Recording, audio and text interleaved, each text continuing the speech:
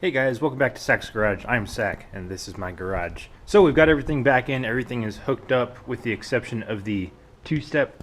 So if you remember from the two-step video a couple days ago, the box has to get confirmed before you wire it all up. So there's two plugs here. There's a black and a gray, and you'll see that there's one black and one gray going into each connector. So basically you have to check the polarity of it. It says to check the black first.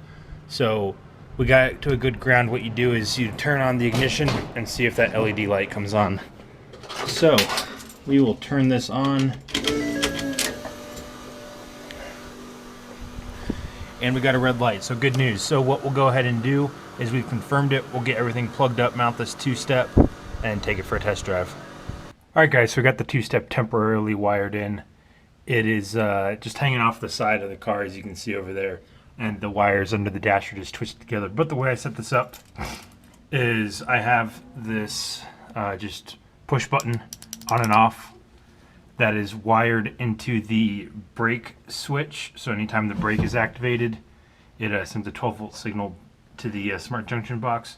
But I tapped into that with this wire, and then on the other end of it is the activation wire for the two-step. So the way this works, and I've already verified it, so it is working, and I'll show you here in a second, is that both the button and the brake pedal have to be pushed in order for the two-step to work. So I can hold the button, nothing happens. I can push the brake, nothing happens. But both of them have to be on. So when it comes to launching the truck, all I have to do is push and hold the button, push the brake, mash the gas, and the truck will launch as soon as I come off the brake. So I'm going to go ahead and demonstrate that to you guys right now. We'll go ahead and start up the truck.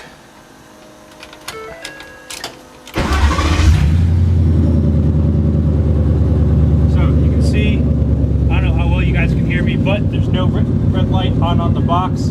Push the green button here, nothing comes on. Push the brake, nothing comes on. But as I hold the brake and push the green button, boom, the red light is now on. If I let off the brake, red light goes off. I can hold the brake and let go of the button, light goes off. So the way this works now is I got my foot on the brake, push the green button, red light is on.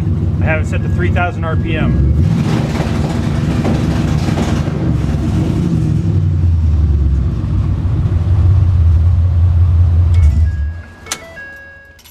So we got a working two-step. We will go ahead and get it more permanently wired, get the box mounted under the hood, and go from there.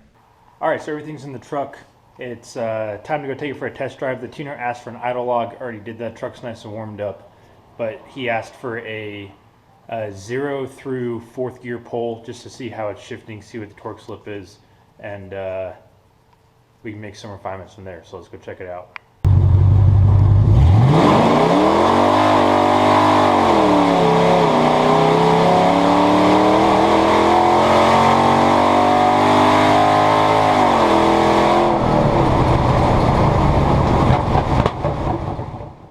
Alright guys, so we're done in the shop for today.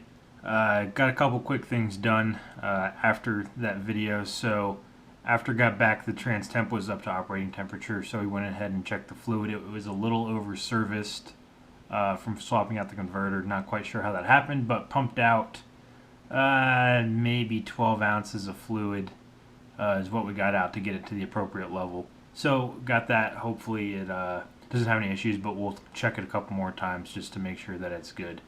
Also got the push button installed. Basically what I did was I drilled a hole into the steering wheel and just ran the wire through it and pushed it in, and it held. It didn't require the back nut to hold it in, and here's a picture of it for your viewing pleasure. I saw on that one run, I actually did 2 runs, I only videoed one of them. On the run that you guys saw, it spun through 1st and 2nd. I went out and did it again. It held through 1st. I went on a different road, but it still spun through 2nd. So the converter's definitely hitting a little bit harder, and we're spinning the wheels. It's cold outside. The tires are aired up more for road driving, not so much track driving, so they definitely need some air let out. And then obviously we're not doing a burnouts for a launch or anything. So I'm hoping that with the prepped track, it will launch a little bit better and hopefully not spin. On the same topic of spinning, there is no transbrake in the car, and with the two-step now, I'm only able to get the RPM so high before it ever comes with brakes. And I found that that magical number is 2,000 RPM. I tried it in the driveway, and it spins at 2,100. So, for the time being, we're going to be launching off the foot brake in 2,000 RPM. But I'm debating getting the transbrake for this upcoming 2020 race season. So go ahead and put your thoughts down in the comments. Let me know. The box itself was about $350 to $400 if I remember correctly for a combination bump box and transbrake. That is all in one, which would be super awesome. Especially we'll need the bump box once the turbo comes in for sure. But anyway. Hope you guys liked the video. Please like the video and subscribe if you haven't already. It really helps me out, gets the video out to more people. I'm still getting constant views on the walk around video from a couple months ago.